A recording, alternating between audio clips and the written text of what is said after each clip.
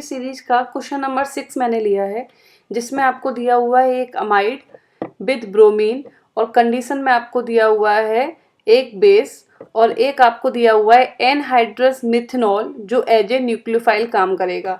Generally हम ये सोचते हैं कि हमको जब अमाइड के साथ ब्रोमीन और कोई बेस दिया हो जाता है तो हमारा प्रोडक्ट अमीन बनता है, ठीक है।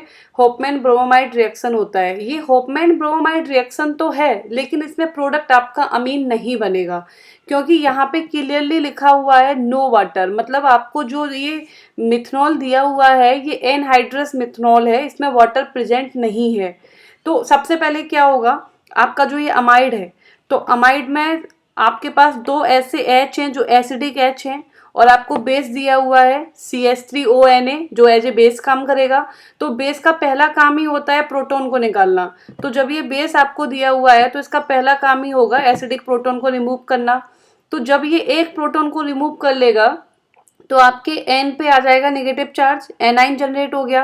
अब आपके पास Br2 भी प्रेजेंट है, तो जब Br2 प्रेजेंट है तो आपका ये एनाइन अटैक करके एक Br से कनेक्ट हो जाएगा, बनेगा N ब्रोमोअमाइड और एक जो है वो Br निकल गया, जो निकले हुए H के साथ HBr बना लेगा, ठीक है। उसके बाद क्या है कि आपका ये जो कंपाउंड बना हुआ है इसमें अभी भी एक एसिडिक हाइड्रोजन प्रेजेंट है और बेस अभी भी आपके पास रिएक्शन में दिया हुआ है। तो ये वाला एसिडिक हाइड्रोजन ये भी निकलेगा और इस एन ब्रोमोअमाइड का एनाइन जनरेट हो जाएगा। इस एन ब्रोमो एनाइन का एनाइन जनरेट होने के बाद अब इसमें कोई भी ऐसी कंडीशन नहीं है जो बिना रीअरेंजमेंट के हो सके, क्योंकि ना ही अब इसमें कोई भी एसिडिक हाइड्रोजन है, ना ही अटैक करने के लिए कोई स्पीसीज है। तो यहाँ पे होगा इंट्रामोलिकुलर 1,2 शिफ्ट। इंट्रामोलिकुलर 1,2 शिफ्ट का मतलब क्या है कि आपका जो एन का एनाइन है ये कंजुगेशन में आएगा कार्बोनिल के साथ। तो जब ये आएगा इस बॉन्ड को डबल बॉन्ड में कन्वर्ट कर देगा, तो ये जो आर ग्रुप है ये पूरा का पूरा ये माइग्रेट होके चला जाएगा इस नाइट्रोजन पे, ठीक है। It's a intramolecular 1,2 shift. और जब ये नाइट्रोजन पे जाएगा तो नाइट्रोजन से कनेक्ट जो ये लिविंग ग्रुप है Br वो बाहर निकल जाएगा, ठीक है। अब आपका फाइनल प्रोडक्ट आपका बना है आइसोसाइनेट।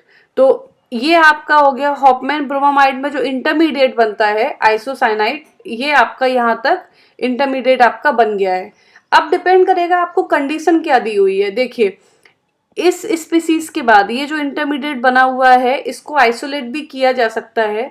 तो ये जो आइसोसाइनेट आपका इंटरमीडिएट बना है, अगर यहाँ पे फिलहाल अभी आपको दिया है एनहाइड्रस मिथनॉल, एनहाइड्रस मिथनॉल है, तो एनहाइड्रस मिथनॉल क्या करेगा, यहाँ पे ये जो मिथनॉल का जो O के रेडिकल है ये अटैक करेगा इस कार्बोनिल पे, ठीक है। तो इस तरीके से ये आपका आइसोसाइनेट था, इस मिथनॉल ने इस पे अटैक किया और अटैक करने के बाद इस तरीके से यहाँ पे आपका CH3O इस वाले कार्बन से कनेक्ट हुआ, ये O नेगेटिव बन हुआ और इसका जो H प्लस है वो चला जाएगा इस पे, इसको OH बना देगा। अब यहाँ पे एक डबल बॉन्ड प्रेजेंट है, उसी कार्बन पे OH है, तो ये टोटोमराइज होके यहाँ पे इसको कार्बोनिल में कन्वर्ट कर देगा। तो ये है इसका फाइनल प्रोडक्ट। मतलब इसका प्रोडक्ट अमीन नहीं है, इसका प्रोडक्ट है ये। अब मान लीजिए कि अगर इसी में आपको एनहाइड्रस मिथनॉल ना दिया जाता, उसके साथ आपको वाटर दे दिया जाता।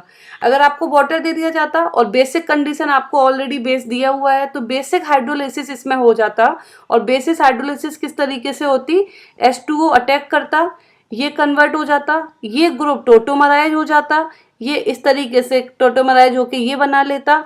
अब यहाँ पे क्या है कि बेस भी आपके पास प्रेजेंट है, तो यहाँ पे ये CO2 रिमूव होके इसको अमीन में कन्वर्ट कर देता। तो ये क्वेश्चन होपमैन ब्रोमाइड का ही है, लेकिन सिंस जो सेकंड वाली कंडीशन है उसमें हमको दूसरा न्यूक्लियोफाइल दे दिया, वो भी एनहाइड्रस बोल दिया, स्पेशली नो वाटर, इसलिए आपका प्रोडक्ट बदल गया।